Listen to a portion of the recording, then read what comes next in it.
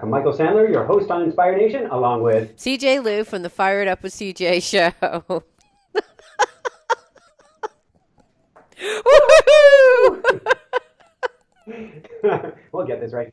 If you've ever wanted to hit the reset button and reboot your life or restart your show, then do we have the Reinvent Yourself show for you? Oh my Today we'll God. talk about how to reinvent yourself, what it looks like, ways to do it, and how to set yourself up for success in the new year.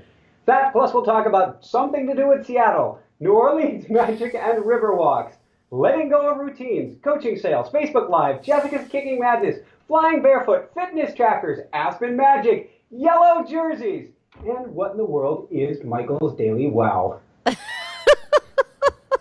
So welcome back to the show, CJ. You were missed. Are you ready to shine? I am ready to shine. I'm scared today. Woo! I'm scared to ask about what happened to you this week. What the heck happened to your show? Oh, it's been a beautiful week for the show, but we've just been adding new stuff left and right. And Okay. It's been really, really, really cool. All the stuff that we said either someday we'd get around to it, or Michael said, oh, I don't know, that could be a little bit scary. Right. I've now decided to do. So Facebook Live. We've started a weekly live Ask Michael Anything show on Wednesday evening, 7 Eastern Standard Time on Facebook. It's free, it's open to everyone, and I'm live for a good hour answering everyone's questions. And it's been really, really cool. How long is it for? 1 hour, but people can jump in for 5 minutes, jump out. They can even email us questions in advance. And so we ask the listeners questions. So if you've got a question, come on over to our Facebook page, leave a question right there, or email us through our Inspire Nation show, and we'll ask that question on air. Oh, very cool. And then will you post, so you post the answers so the person can, like, if they had a question, you go on Facebook and they can see their answers if they can't catch it live. Even better. It's a live event from 7 to 8 Eastern Time on Wednesdays, and so they can catch it live. If they don't, it automatically gets posted on our Inspire Nation page on Facebook, so you can catch the replay of it. Oh, fun. So you can ask a question, you can leave a question on Facebook, come back days later, and you'll have your question answered on our Facebook Live. Wow, very cool. Okay, got it. So it's on, is it recorded anywhere else, or you can only see it on Facebook? For the moment, only on Facebook. Our guess is Jessica's been, she's been the spearheading this. Yeah. And she said, let's take it one piece at a time. So right now it is a Facebook Live event. At some point we'll probably get a second camera going, and it'll be a Facebook Live event and maybe an Instagram Live event, and then a YouTube Live event. And I imagine over time we could have 3, 4, 5 cameras as we're going after all these different mediums, so that everybody, whatever you're on, will be able to catch this event. But we're going to baby step our way in, but it's working, it's fun, it's more energizing. Maybe it's just the yellow shirt she got me. I don't know. but it is really fun having that interaction with people. Yeah, so are most of the people live, or are they questions that they left on Facebook, or combo? I think this time, and I'm not the best guess of this because Jessica sits off camera next to me and she's throwing me the questions. I'm guessing it's a third and a third and a third. A third email, a third questions in advance, and a third people live at the event. Oh, but I don't hear the person's voice. I just, like, they're listening and they're giving you, oh, cool. But still, that's super cool. So they're typing out. So Jessica will go, okay, we've got a new question from CJ. So what CJ's on Facebook, and I'll go, hi, CJ, and she'll go, so what CJ asked, and then I'll repeat, so what CJ is asking, something, if it's a good question, CJ, and then I'll dive right into it. I love it. Woo! I'm so excited. I want to do the same thing. I'll let you figure out all the bugs. You got to do it. I love So that that's idea. one of the pieces. I'll take the licks and bruises or whatever. It's all good fun. Yeah. I'm learning. And so the other one is Michael's Daily Wow. And so we've got this on our Backstage Pass right now, the $7 a month membership program. That's a donation to help keep us going without commercial support. and that's on Patreon. And what we're doing there is 3 to 5 minutes every morning. I'm giving Michael's wow or words of wisdom. So whatever Nice. is the theme of the day, or the seed to plant, or even the 1 or 2 minute meditation of the day. So I'm giving something to think about or do something about through the day. And I didn't want to start telling people about it much until I got a week under my belt, because I know how I am with things like posting on Facebook and newsletters. Although we're good about that now. We have a Right. newsletter Wednesday and Sunday, and we're really good about that. But I got 8 or 9 days under the belt before I started telling people about it, Right. because then I know it's part of my routine. There's a Right. level of, Like you can rely now on the wow. I can rely on the wow, and that feels really good too, CJ. Yay, that's awesome. That is so good. So this is That all those thank are you. huge. So what was the what's the inspiration? Like what where did the energy come from? Where did this like burst of creativity come from? I knew we wanted to do things differently, or take them to the next level in the new year. And so reinventing ourselves, we've been doing all these different tools that we'll probably get to some of them here, and looking at where we want to go, what we want to do, and I think what we thought were our long-term goals for 2018, we suddenly moved them down and said, no, that's going to be baseline. And we want to reach even higher, how many people we reach, different things that we do, all of the outreach that we have. And it may have been, was talking about him just before the show with you, Mitch Horowitz, Hmm. having him on the show about something called A Definite Chief Aim, which is his latest book. Hmm. And I have what we call the SMP, the Single-Minded Purpose. Thinking about these things together, I said, what is it really going to take for the new year? Mm. And something clicked in me and said, not compulsive, not obsessive, obsessed. I need to become obsessed with my show in the new year.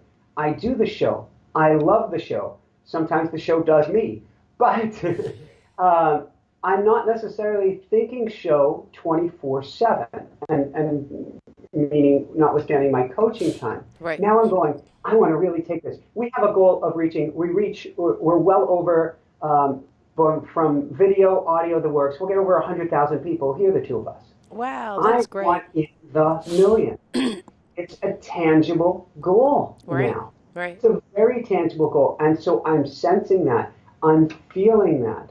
We have some of our shows in the hundreds of thousands now. So I know it's close. I can taste it. And I'm saying, what more can I do in the new year? And doing that has given me such an influx of energy That's great. that I'm on fire, and I'm saying, these are things I've wanted to do but was concerned about, and said, when I have the bandwidth, speaking before a camera where there's nobody that I'm talking to has always been something I'm a little resistant. I said, I know I'll get very good at it over time. Public speaking I do great at, but I'm not used to it yet.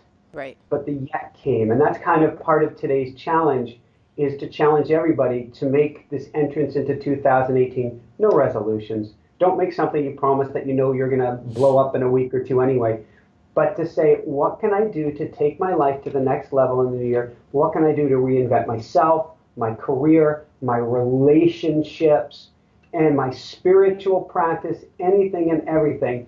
And then go for it as if you are on a deserted island and this is the last piece of fruit you got. Go after it with everything you've got. I'm grabbing at that coconut. I'm getting on that tree and making it Absolutely. happen. Wow, I love it. I interviewed this woman this week, and she was talking about um, uh, collective consciousness and how she's getting a group of people together to grow from and with each other, which is part of what you and I do. It's what we do on the show, and we are trying to funnel that energy to larger groups of people, right? But what she said is that there's a practice that she uses where it would be like you and I looking at each other and going through someone's voice, which I thought was so interesting. So when you were talking, I was going entering in and through your voice as a way of going into your consciousness, to your I think she called it your originating point, your origination point, which is there's lots of different ways of saying the same thing, but it's like your purest essence, like who you were before your egoic structures, meaning those structures that are defending you and making you provide like the user interface, the persona that you think that you should have. It's removing those and just going very deeply into the person's voice. So I was going into your voice and I was like looking at your eyes as a way of like going into you to see your originating point and seeing what I see. So I was doing that. And as you were talking about this, the visual image I got was, like when water is when you boil something and there's those little bubbles that pop up. It was like all of that. I just saw this like bubbling, this like water on the verge of like just starting to bubble. It was interesting. I don't know. I'm just sharing when you were talking about that, and I was going Very, through very cool. saying, At first, I'm going, wow, this is invasive. no, it's not. It's not. But this is It's pretty a cool. yeah. It's supposed to be. So I'll have you try it, but it's trying to go into. Okay, so if you think of us as two Venn diagrams, right? Two circles. And the Venn Yeah. diagram is the intersection between where Michael and CJ meet. This intersection is the space in which the two of us meet. And when the two of us meet, there's an energy that is created between those two spaces. And that is our collective consciousness, right? So in her case, she gets 100 people who create like, a whole bunch of intersecting circles, of which there is, a larger, you know, if I in this diagram, when it's 2D, it's like, all right, Michael and CJ intersect, two intersecting circles, and then there's like a space in between. But imagine if that space in between is actually bigger than this two-dimensional drawing. It's actually a bigger representation. So it's about, I don't know. You can go into my voice and see. Like if you go into my voice and you look into my eyes and you say, okay, we're actually, when the two of us get together, there's actually something that happens beyond two individual points getting together. There's a space that's created A between, resonance. yeah, a resonance, an energy, a field that is created. And what is that field that is created? Because, for example, Jessica may actually tune into your originating point and she will see a different aspect over your originating point because her energy brings with it a certain kind of resonance and field. So when her circle intersects with you, it may actually look like this, different intersecting point than when CJ intersects with Michael, it looks like this. So it's like, what is the connection point and what happens, what does that person bring out in you and what are the opportunities that come? So anyways, when I did that, because I thought, what a curious idea. What would it be like if when I'm connecting with people, I connected in that way? Like they have to be open, right? And it's not like I'm like invasively like, what's inside of Michael? Like it's not, it's just more like, this is like your purest, most beautiful spot. So if I were to tune into that spot and what's happening with this conversation, what is that? What does it look like? And when I did it, I saw a bubbling, and it was exciting. Like a bubbling right before I start to boil. Yeah, no, it is. It's like something's ready to like, it's like on the precipice of boiling, It's just like, it's moving. Okay, so if you think about water boiling, it's moving from one state to another state, right? It's moving from like, water to gas. So yeah, you're on this precipice. So that's what I felt when you were talking.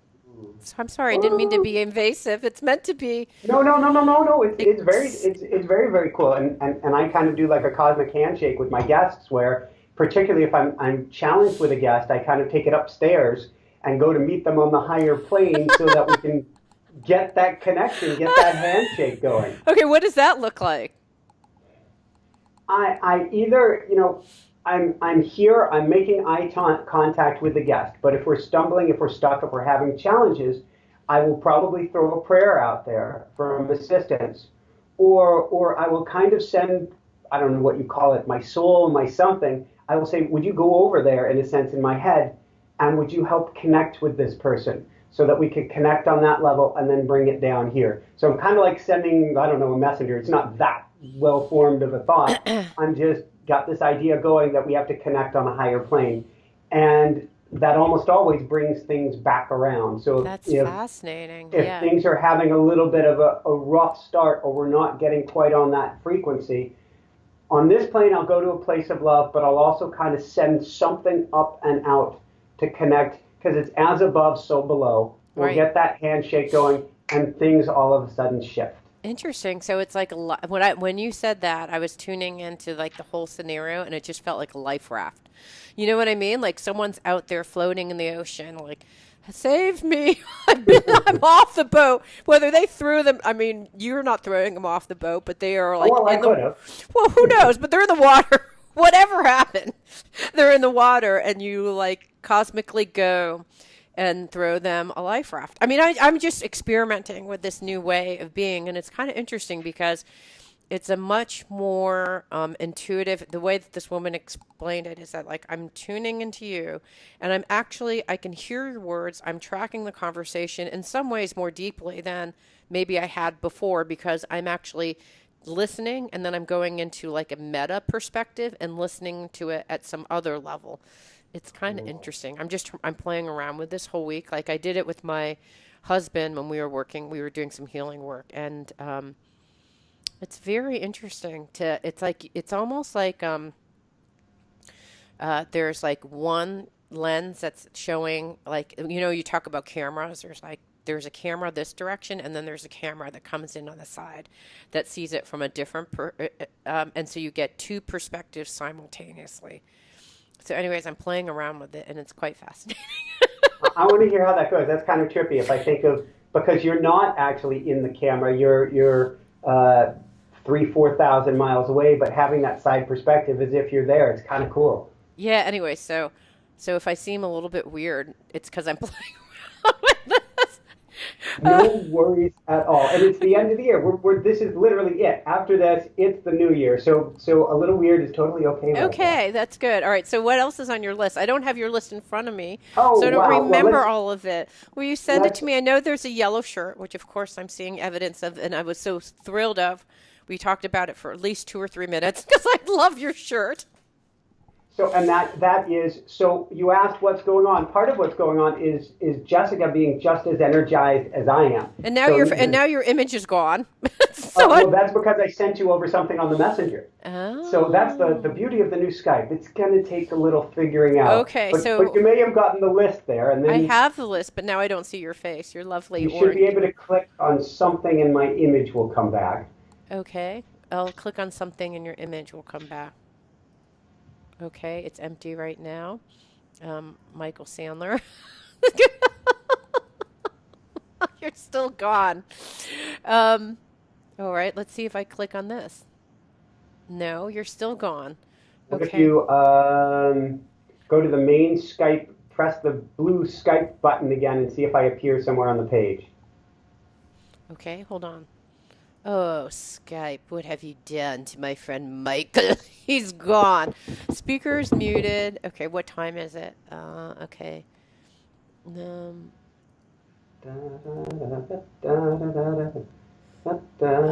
okay, there. Now you're back. What did you do? Did you do something? You did, your image went away, and then it showed that my image no longer existed. So then I turned my image back on, and then I was there. Okay, so I actually turned my camera off, and then you. And it showed my camera off, unless my camera was off from sending the text message. That could be. Um, it might have been that as well. But I've got you back, or you got me back. Do you have can you see the text there? No, I've never figured that out. All right, good. We're back on. We're back on. All right, so I don't know how long that is. What I don't know where Okay. we're on the timestamp, but okay, it's So, so, 1:20. so, yeah. So I've got that. So Jessica's been on fire as well. Yep. And so none of the video things, whether it's Michael's Daily Wow, whether it's our Facebook Live, and that actually started, I guess, 3 weeks ago, 4 weeks ago, somewhere in there. She said, let's do one out on the trails. And we tried just a little, not a Ask Michael Anything, the AMA thing, but just we tried it out there. It worked. So we tried it another week. It worked. And then she got on fire for us doing this weekly thing. So she's been on fire. So that's been a Nice. big piece of it. And one of the pieces has really come together. And I think that might be thinking about it now. And I want to kind of get myself down here. I realize I'm talking really fast. I'm so excited about all this. I mentioned Aspen Magic. Mm-hmm. And so Jessica is going out beginning of March to Colorado to help find us a place. And I feel very strongly now it's going to be in Aspen. Oh, And nice. so I like Aspen. knowing the place that it's going to be has given us a foundation beneath us. And I think that's kind of like a diving board, a springboard helping us launch forward. So choosing that place. And she goes, well, it could be within a range. And I agree with that. I have a strong feeling it's going to be Aspen. I've challenged myself to say it on almost every single show moving forward so that we can manifest the perfect place. This is, again, one of those situations where are we going to go? How is this going to work? Because rent is not normal in Aspen. Yeah, it's really So high-end area. it's 10x. Right. So, we were looking and there's only like one or two places for rent right now. One of them was 150,000 a month. What? And we're going, whoa. Um, but the right place is going to magically appear for us. I know it, I know it, I know it. It's going to be a listener, it's going to be a friend, it's something that's going to fall out of the sky. The right place will show up, and we will be in Aspen come mid-April or sooner. How does it get Yay. any better than this? We know it, we know it, we know it. So that's been a big piece of this puzzle. And so we've done a lot of homework right now in writing down our goals, our dreams for the new year, and mind mapping what things look like, and Mm. mind mapping our income, and asking ourselves, what do we want above anything else? What is our personal mission statement moving forward? What does that look like? And so we're doing tons of homework right now that's actually fun work or joy work to set ourselves up for the new year. And we're comparing notes. We're saying, do you want to do this? Do you want to do that? One of the cool ideas we have is we're convinced we will have a baby or at least have Jessica pregnant in 2018. And now we're talking about in 2019 walking the Camino in Spain with our baby. Oh, Uh, wow. so because we want a baby that's traveled, that's worldly. We are going to be all over the place. We also envision having an RV in 2018 with a studio in the back of it so we can travel around and interview people. That'll be And fun. so just getting all these ideas down on paper to help reinvent ourselves for Mm-hmm. the new year. Different again from a resolution where you make some pie in the sky thing. Some of these are big stretches, but we're seeing how we can change or evolve. What's the next step in our lives I think to that make that's it get lovely. better? Like I thought, when I was having a newborn baby, it would be a challenge, but it's possible. Like you just have to set out that it's possible. I think that from 0 to 5, you have like 5 years where that baby is pretty much yours. And like, there's a little bit of when they're 2, they're independent, but pretty much from 0 to 2, you can just put them in a cart and just drive them around all over the place and show them the world. Like, why can't you? The only reason that says we can't is due to societal conventions. Like, originally I thought, oh, well, that's going to be hard. Like, how are they going to do the Camino with diapers? And I thought, well, whatever. Like, you carry a dirty diaper for a day. Like, who cares? It's not the end Figure it of out. the We'll world. figure it all out. Do you know what I mean? And you're nursing, so why you have the food supply, so it's not a big deal. So it's interesting. I think it's really inspirational that you're doing it. I am looking forward to hearing about your adventures, like for the next 5 years, because I think it could be fabulous. When they're 5 and older, it's kind of harder unless you homeschool. But I think you can even do that if you want, up until like high school. Really, I had a friend who homeschooled her kids, and they're smart as a whip. Like they're much smarter and interesting than most other kids, and they're great. So I think there's so many different ways for having kids and living life that we just haven't even explored, and people will learn through your experience what's possible. It's very, very, very, very exciting. Okay, cool. So Jessica's kicking. What's she kicking? What is she we've been taking kicking? we've been taking swimming lessons, and Oh, and it's been phenomenal because I didn't know how to teach her how to do oh, a right. You told not me about just the that. basics, but what's next beyond the basics. So we're taking swimming lessons. We're taking them together. And I mean, I've done Ironman, so I'm not a beginner swimmer, but I was when I first saw our coach a few weeks ago. I was a wiggly worm mess. So I looked something like, I don't know, oh, it just looked terrible. I won't even go there. But now I look much, much better. But we're working on this together. And today he had us do some kicking drills together. Hmm. And he gave her some different fins to wear. And he said, all right, go. And she took off. And she was committed full on to beating me to the other end of the pool, CJ. Did you have fins too? I had fins. I had smaller fins than her, but I did have fins, and she beat me by a smidge, and then we went again. She beat me by a good amount, and so on the third time, I was absolutely committed, and I cheated in every way I could. I even threw the board at the end, and she still beat me. The thing I love about Jessica is that if you met her, you would have no idea, like her, like the first, like initial impression, you would have no idea how incredibly mischievous and competitive she is.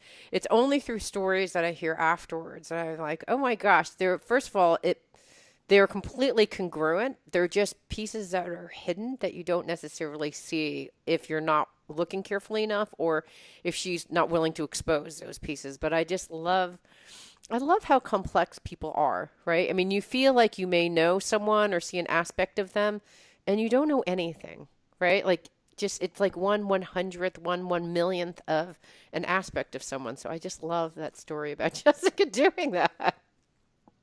Okay, what about fitness tracker? So you're doing a lot of fitness stuff.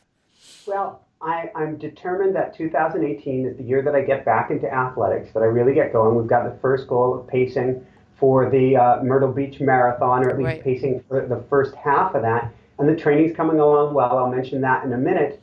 But I realize I'm sitting too much. There is just Hmm. no getting around it. I am sitting too much. And try as I might to get myself out of the chair, I need some metrics. And so we talked about it a few years ago. I'm getting myself a great fitness tracker watch now, which some of these things are obscenely expensive. It just blew my mind. Yeah. So the What kind of ones fitness for like, tracker do you want? I'm going to get I believe it's going to be the Garmin Vivo Active 2 is what I'm going to get. Why that Um, one? I've had Garmin's and the batteries are not. Their tech is kind of messed up. Sorry, Garmin. I like this well, one, Fitbit, better. so Fitbit, conversely, dear mom, has gone through like 3 or 4 Really? Fitbits. So Oh, some people are having luck with one, some with the other. Fitbit yeah. may be great now, and all of them may have their tech worked out. I've had some success with Garmin, some of the clunkier units, and so a lot of my training is on the Garmin website, and so I feel I'll just stay with that. The Garmin I'd actually like is a 735 or 935, I think it is, XT. Hmm. That's an $800 watch. Oh my God. So I'm not going there right now. I want to put, if I have 800 extra dollars to spare, that's going into somebody helping with social media or Right. somebody chopping up smaller bite-sized videos. Right. Right now, I'm going for the refurbished, and I love refurbished because anything that I can buy that's already been used once is less pollution I'm putting in the air, is less resources that are being Absolutely. mined out of the ground. So I'm getting a refurbished, probably a Vivo Active for a fractional amount, like $150. So, relative to that 735, it's got GPS, so it'll map my runs. It'll tell me how fast I'm going, I think almost my husband instantly. has that one. Send me an email afterwards and we can just give you his. Will you? Send me an email and I'll just send you mine. All that manifesting and just stating out loud what you want. And there it is from the universe. I'm pretty sure he has one. I bought him one. It was a GPS tracking one and he just doesn't use it. And I was like, I either told him just give it away or I don't know what he did with it. I'll ask him. I love this. What else can we talk about that'll appear Exactly. into our lives? It's probably in some storage unit in our house that we don't know what to So, do with. Oh my God. So the long and short of it is being able to have that metrics. I think will have me going up and down the stairs more. It'll have me getting outside more, having me hitting those goals, which you don't realize just how much you're sitting through the day. You don't I realize know. how much damage you're doing to the body that you could alleviate. Isometric exercises, getting up more, heading outside for a minute or two. These little things here and there help us to reinvent ourselves for the new year. So, I know. so I'm that's having a another. problem with that, Michael, because we started having a home gym, and as a result of having a home gym, I don't walk to the gym. And then I changed my yoga center to one that's closer by, and now I don't walk as much. I used to get 10,000, 15,000 steps, no problem every day. And now I'm looking and it's like, 6,000. Like I've only stepped like 708 steps. I don't know, like some small amount. I don't even know because I don't walk anymore because everything is at our house. Like that's one of the weird things about wonderful and weird, right? That I can do great workouts, like a hit workout on YouTube, and there's no reason to go to the gym anymore. It's kind of a weird thing, but then I also don't walk. I'm sitting on my butt way more than I should be. So we have to make a commitment and probably have a routine to get you out and about. Because Yeah. if it's no longer, it's things have been made too comfortable for you, Yeah, too well, I used to easy, go and no get need. coffee, and then I thought, well, I'm getting too much coffee. It's getting expensive. They used to have free refills at Starbucks, so that would be my reason to go up and walk out to go to Starbucks. And now I got a Keurig, and I don't need to do that, so I'm just like basically housebound. But I think it's so I think it is changing routines, and I keep on saying to my husband, we need to just like at a certain time get up and walk around during the day because otherwise the likelihood of us sitting here in these chairs is so great. And then I've learned that my step is not correct. Like when I'm walking, I'm walking, and so these are my two legs. This one goes like this leg is shorter, so it loops around like this, and it's So not we have hip strike. work to do. What? We have hip work to do. Yeah, and I just figured this out because my one leg is shorter, and I guess it hit me when I was 35, around that age, and I thought it was from having kids and having a C-section, but I think my massage therapist was saying that at 35 our bodies are growing rapidly, growing, and at 35 things slow down. So, before I was able to adjust, my body was to adjust, and then when you get older, your body doesn't adjust as readily. So, as a result of walking like this, where I have a kind of an ellipse when I walk with my left foot because it's shorter, it actually has caused psoas problems. It's caused uh, my organs to have like stickiness in my organs. It's also resulted in a chain zigzag pattern with my shoulder being completely messed up. So I was meaning to talk to you about that. We'll have to talk offline, but it's even like basic things like learning to walk again. It's really like at this juncture, I'm learning to walk all over again because I've been walking in this way my whole life and it's caught up to me. Like I can no longer walk that way. Isn't it weird that you can go through life and then finally, like 54 years later, realize you're not walking right? I just think that's weird. What better time than now, though? This is true. This is true. It, it kind of goes, I was mentioning flying barefoot is one of the things. Yeah, So I started a few months ago, basically reset my running and started with about 100 yards again. right. And Oh, this, you this is a did? way, this is a way that you may do the walking, approach the walking. So I did 100 yards and I did my 100 yards pretty much fully barefoot, didn't really run the next day, then 200 yards, didn't run, 300 yards. Relatively speaking, Jessica would say, hey, let's go out here or not going out there. And it would kind of affect it one way or the other. But I've built up and on the roads, my longest run, on the trails, my longest is about 4 miles now. And it'll be 5.5 tomorrow is my guess. I believe that's right. On the roads is about 3 miles. Oh no, a little less than that. But it was my fastest, we'll call it 2.5 miles. My fastest 2.5 miles in years was 3 days ago now. Wow. So my Uh, fastest run in years. Okay, so I was thinking about you because of I have this leg length difference, and you have that because you have a titanium. One is titanium and one is not, and you have a leg length Both difference. now are titanium. I had a full inch leg length discrepancy. They're now technically on paper even because I had an inch leg length discrepancy when they rebuilt my left leg after Right, near death accident number one. right. It meant one leg was a lot longer than the other. Then after near death accident number two, I got matching identical out of the universe. This wasn't a planned thing from any doctor. Titanium hardware in the other leg. Oh, so now So your legs are actually the same leg length. they're actually the same. I had to relearn how to walk again. And because one was off from the other for 7 years, there's still some fine tuning on the gait. My right Wow. leg still compensates for what it doesn't need to anymore. And it's been a very, because bones change over time to accommodate. It's not just that you're doing something with a mental pattern that's changed. So Your there's bones changed? What does that mean? absolutely. Well, you end up to compensate for one leg being shorter than the other. You may land with your foot cocked out to the side so that the side of the foot lands before the bottom of the foot, so you can stretch that foot and you get a little extra distance. Uh, Because you do that, your tibia is going to grow more bone on one side than the other to accommodate that. It may straighten, it may do other changes. All these anatomical changes from your pinky toe on up change to try to compensate and accommodate for whatever you've got going on. And so you will literally have foundational skeletal changes because of a leg length discrepancy. wow, that's fascinating. So you have to, that's like has to be, so you have to be consciously walking in a different way. And how long did it take you to consciously walk in this different way so that it's now a new neurological pattern?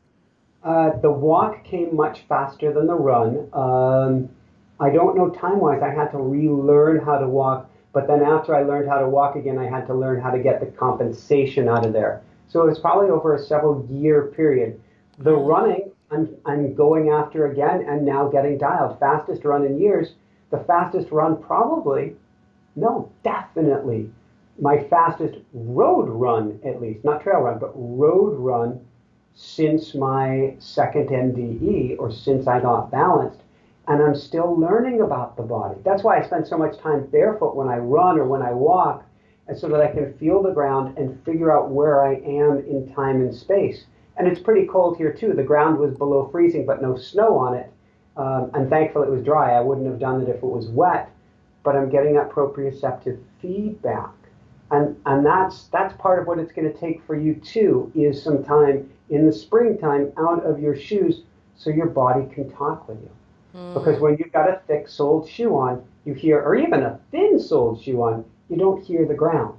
You can't. hmm, hmm. Once you're out of the ground, out of the shoe, you can sense everything. Yeah, it's raw. Yeah, it's tender. Yeah, that's great for giving you maximum feedback. Sort of like in a Ferrari. If you took a sloppy turn with it, car's going to go right off the road because it's so tight, it's so taut, you feel everything in it. That's what you want in the beginning to get back grounded and centered in the body to make those changes. Hmm. Yeah, the unfortunate thing for me is because my leg length is different, my whole body is kind of torqued in a particular way, all the way from my hips to my shoulders to my neck. And so it's causing this discrepancy is cause the foundational discrepancy is causing a chain event all the way up and I'm in pain. Like not in pain, bad pain, but in pain all the time. Shifting your weight forward, and we'll talk about how to do that, Yeah. unlocks you from the leg length discrepancy. Really? You Okay, so you end don't up have to. having, no, you Hmm. don't have to twist, you don't have to rotate. It was something I actually, and it's more than maybe the scope of the interview, but I started running in a gutter on the side of the road so that the leg length discrepancy was gone, because in a gutter, one part of the road is higher than the other. And so I Interesting. got my body to figure out what pelvis neutral is, get my core to lock it in place, and then as I gradually went to the flatter part of the road, I could use my forefoot to adjust, kind of like ailerons on a airplane. One goes up more than the other, one lands higher than the other, so that I could do it at a foot level, so that it's not a rotating at the pelvis or even through the shoulder, like you're describing. So we'll Interesting. play. We'll Well, talk okay, about so it. I know that this is somehow related to the topic at hand, of which I'm not sure yet, but I think I'm thinking, why are we talking about this? Are people bored to death? But here's what I'm recognizing about this, right? Because this is about New Year's resolutions. And what are New Year's resolutions? This is part of that, right? Establishing new habits and patterns. And it's I think what I'm recognizing from this conversation is that you have years and years of a built up way of doing something. And so what you need to do if you're trying to lose weight, which was a great New Year's resolution, or work out again, is I'm getting the following tips. One is that it's about starting off in slow baby steps, like thinking about how you ran 100 yards, then 200 yards, and now eventually to 4 miles. The second thing that I'm gathering from this conversation that relates to New Year's resolutions is, to have compassion. I mean, we've built, like, so we've used my example. I've been walking a particular way with a shorter leg for 54 years, maybe. Who knows how long I've been walking this way. You had one leg that was shorter for 7 years. And so there's habits, like literally down to your foundation, your bones could be different. So when people are trying these brand new habits, to have compassion, like you've had this habit for a very, very long time, and your poor body needs time to adjust. And so I think that whether it's there's a physical component and there's a neurological component as well. And I think that we don't even recognize how complex it is when we're asking ourselves to make changes. And so this is how our long rant on working out relates to anything. Well, and I call that, of course, the kind, gentle, easy, good approach. Yes. Yeah. And I will add to that a lot of this has been about building it into the routine, about finding a way to trip over success, to make it easy for you. For example, going to your gym downstairs or that you have in the house, it's made it easy for you to get some workouts in, but it's actually made it harder for you to put the steps into your day. Right. So it's about how can we engineer our lives so that it's ridiculously simple to make those changes and reinvent ourselves in the way we want. Right. Right.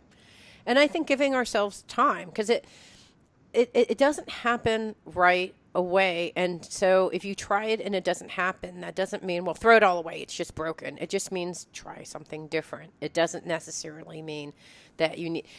So for example, right before I went on Christmas break to Texas and all, I did this workshop, and it was pandemonium. It was the first part of it in which I had control over the workshop. I thought was lovely, of course, because I'm biased, so I thought that was lovely.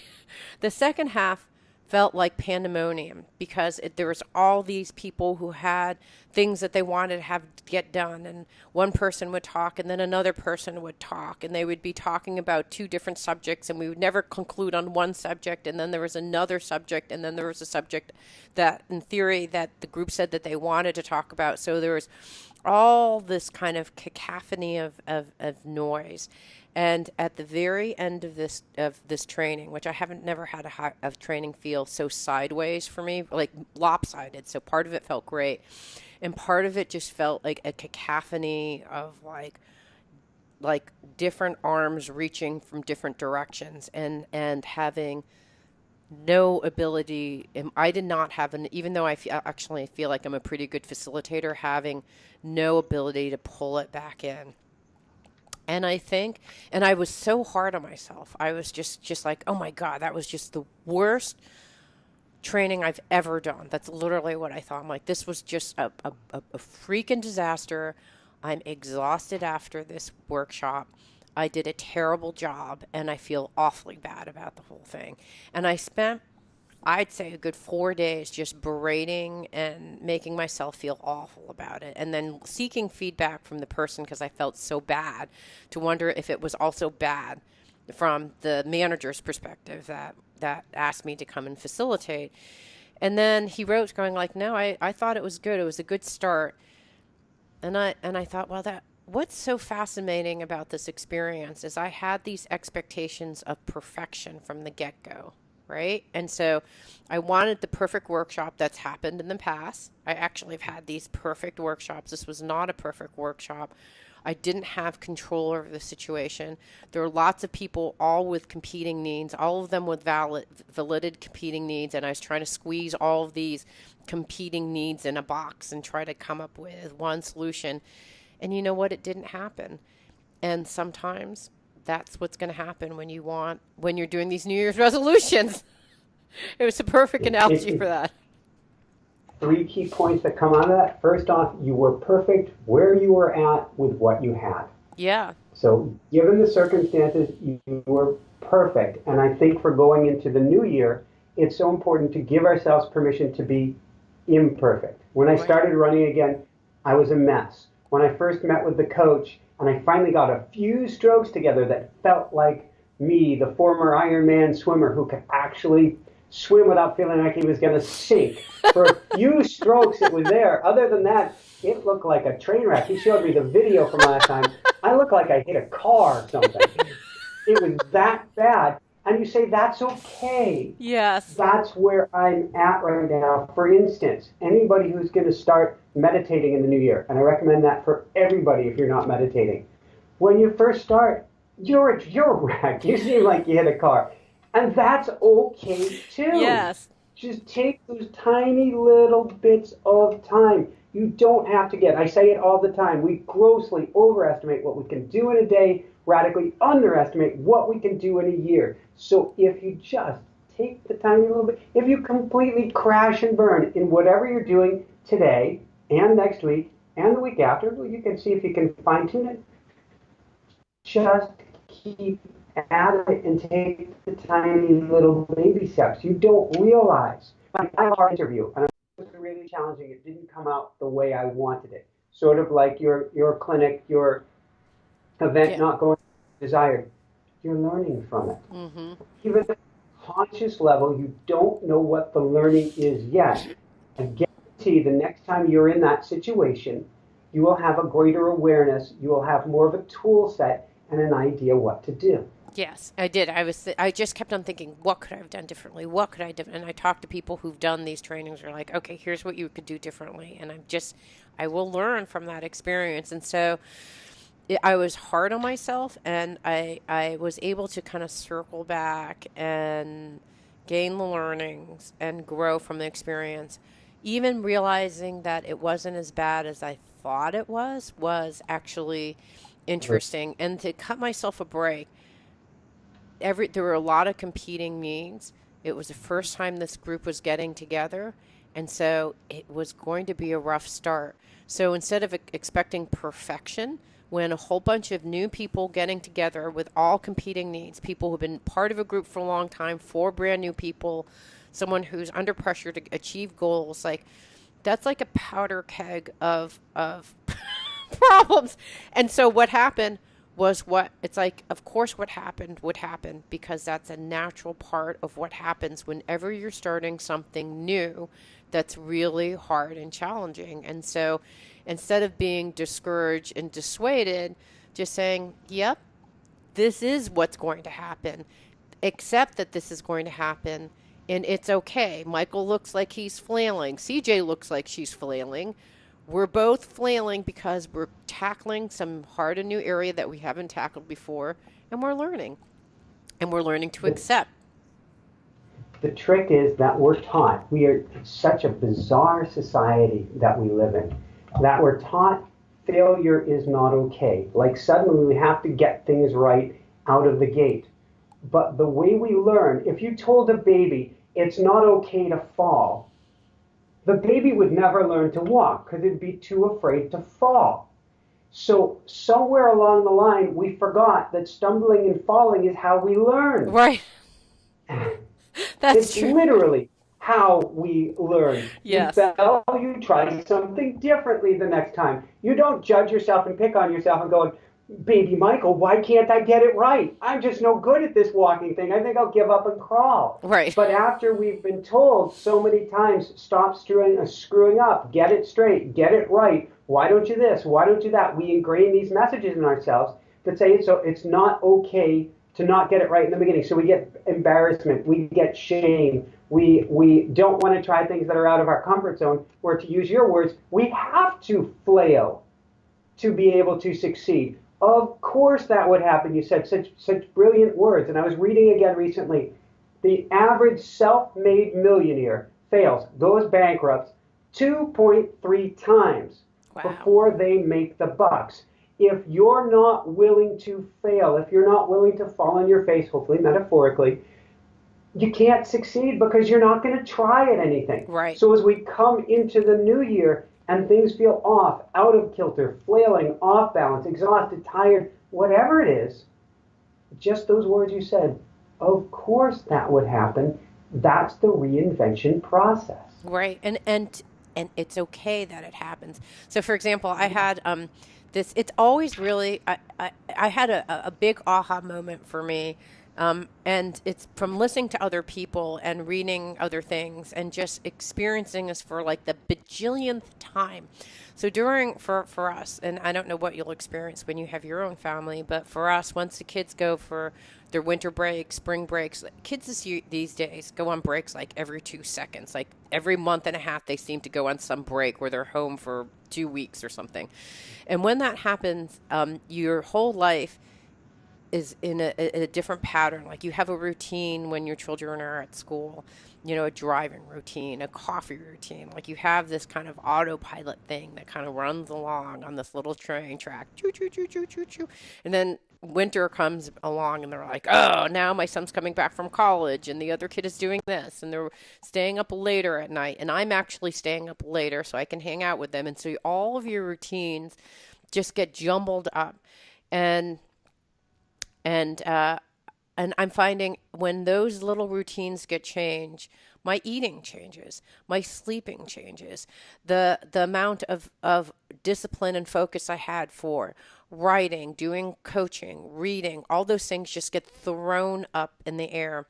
And I got frustrated with myself. Like I need to get back to writing every day and I need to like go back to meditating every day. And why can't I meditate every morning at 8 like or whatever when I used to do? I'm not journaling. And I was talking to my health coach and she's like, yeah, that's what happens. That's what happens during every break for everyone. And I thought, okay. Like for some reason, she said, so in some ways, it's about learning to accept these periods of, there are going to be periods and chunks in your life where your normal routines are not going to be operative. Something else wonderful happens. Like I was able to have a very nice long lunch with my son and talk to him about some piece of software that he was using or whatever. I was like, that also does not happen during my routine. Like lots of opportunistic, wonderful things happen when you go off your routine.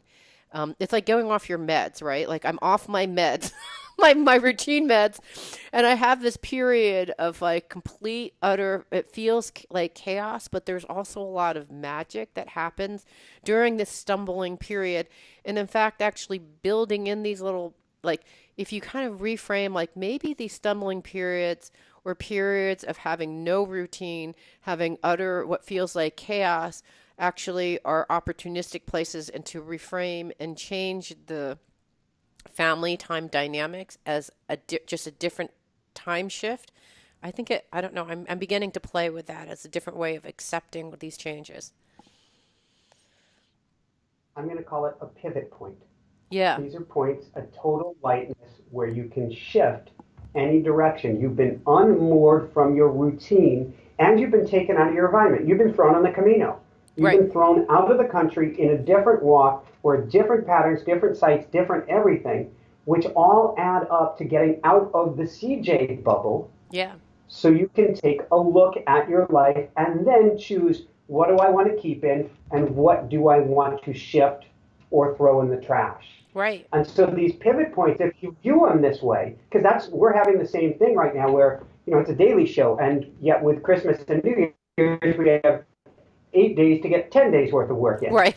And so it compresses and changes everything. When will I write my book? When will I do this? When will I do that? And part of it, I go, well, okay, you could do your writing this week. That just didn't work out. But maybe it's a writing weekend. Or everything's really up in the air right now. But you know what you really wanted to do at the end of the year was contact all of those great guest possibilities that you never got around to in the year. And since everything's thrown into chaos right now, it's happening here as well, why don't I use the blocks of time that I have, because it's not a big chunk for writing right now, and why don't I reach out to everybody under the sun that I've wanted or the audience has wanted on the show and completely do something different that I wouldn't have taken the time to do otherwise. Right. So it's using the pivot point, these transitional periods where we're normally like, yeah, it feels chaotic. I don't know what I'm doing. And just going like, yeah, you don't. You don't know. Things aren't going to be normal. And that's okay. So actually lean into it and say, okay, things are feeling a little bit chaotic. I don't know exactly what's going on. I'm flipping around. I look like a madman in the water, or I can't even walk right.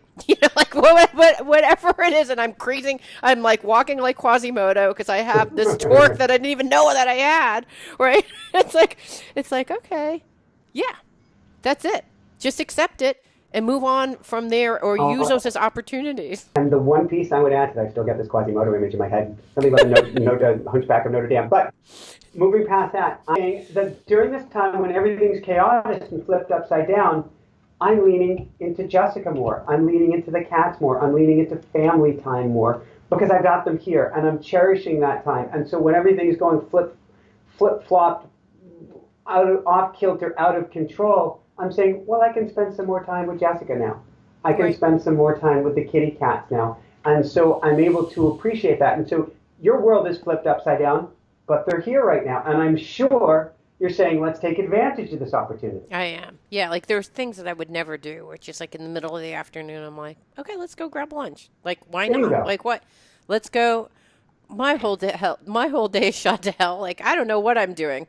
Let's just go have lunch, or let's go have dinner with friends. Like, as I think if you can remain open to say like, don't everything is unplanned and unscheduled, and that's okay. I think that that's kind of the mode that I'm going, and I'm not expecting to get anything done, to have any of my routines be met. I'm just leaving everything open and being opportunistic about things, and things are just evolving, and if they don't evolve as they were before, it's okay. This is a time when it's not supposed to be that way. And in fact, when we diverge from our routines, we may see opportunistic things that we want to add back more into our lives. Like, gosh, maybe I really want to, if I could find some other times to, connect with my friends more. Like, that was so great meeting with my friends that we're going to meet up with, or family. How can I add that more back into my life? So you take the new things that happen during this period, like you said, a pivot point, and then adding them into your routines after you come out of the transition point. So I think that's the opportunity on this Woohoo! side. And you are nourishing your soul. There Yeah. are two ways. You can fight it, you can lean into it. If you fight this and go, I don't have my time for my routine, I don't have time to do this, or it's the holidays, I can't figure out when I'm staying with family, when I'm visiting, how I keep my diet the way I want, and you fight against all these things, it'll rip you apart. If instead you say, I'm just going to do the best I can do, and I'm going to enjoy the experience. Okay, I'm pulled completely off track. We're going to go out in the middle of the day. Woohoo! Yeah, who I was going cares? to write my book today, and instead my son, my wife, my husband, my ever wants to do this, and that doesn't allow me to get things done. Who Woohoo! cares? Yeah, Just exactly. be with that experience, whatever it looks like. You will find not only do you feel better, the experience will go wonderful for you, and you will carry that energy, that woohooedness into the new year rather than shredding yourself apart, getting totally stressed out, then getting slingshotted into 2018 and going, what in the world happened? And now you're exhausted and fried because you fought against something was absolutely futile to fight against. Yeah, I love that. I think that that's so important to remember during every single. This was my aha for this holiday. It finally hit me like it's like this every holiday.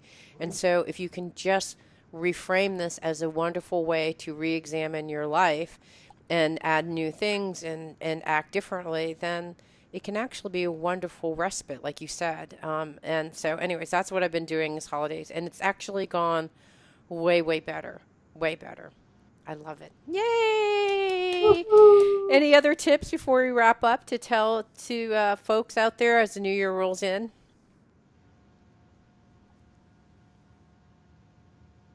You have to get in the driver's seat and envision what you want the new year to look like.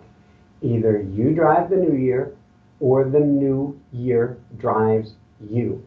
So this means get out that pad of paper, get out that journal, get out your computer, whatever it takes, and start writing down how you envision and hope and dare to dream what the new year looks like. Don't worry about how to put the pieces of the puzzle together. And we're not talking in this case pie in the sky of going from 100,000 a year or 50,000 a year and saying, well, I want $1 million this year. Put down things that are reasonable and attainable They can be on the outside of reasonable so that your subconscious doesn't reject them. But worry about the details later on. Either you drive the year or the year drives you. This means getting in flow, certainly, but get those things down on paper now, if not sooner. Break it out into different categories of your life. Look at your spiritual category. Look at your family category. Look at your work category, your health categories. Look at all the key areas of your life. Get it down. Compare it with your spouse or partner if you have one.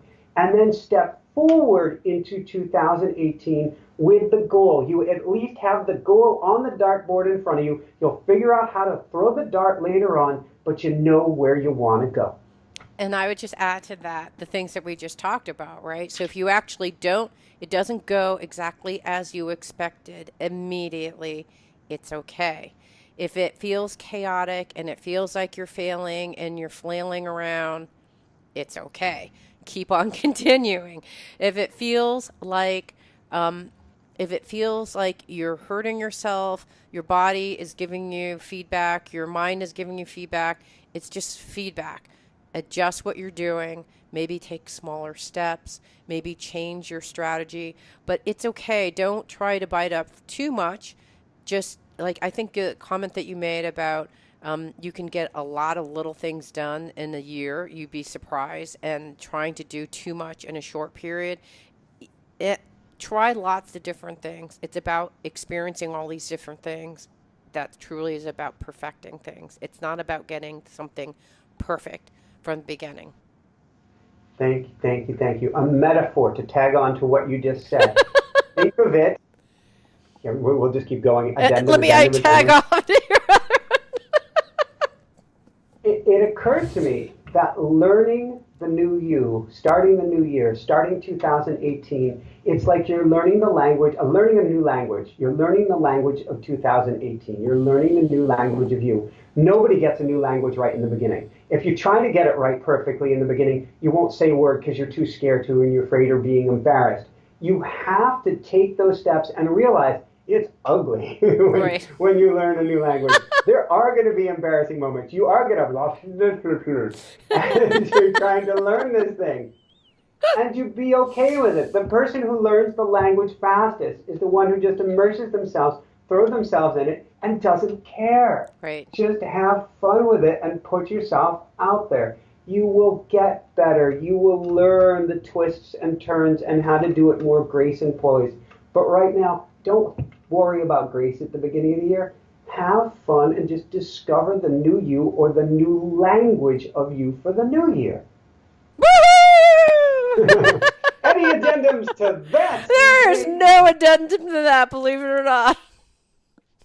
So for everyone out there, I'm just going for it. So for everyone out there, this is Michael Sandler and CJ Liu from the Fire It Up with CJ show.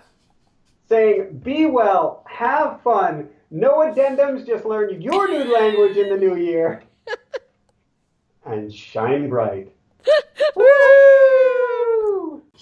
It means so much to me that you're listening to the show. I would love your support in any way by giving me comments below or to subscribe to the show or share the show with friends. Thank you again for your support. Love and blessings.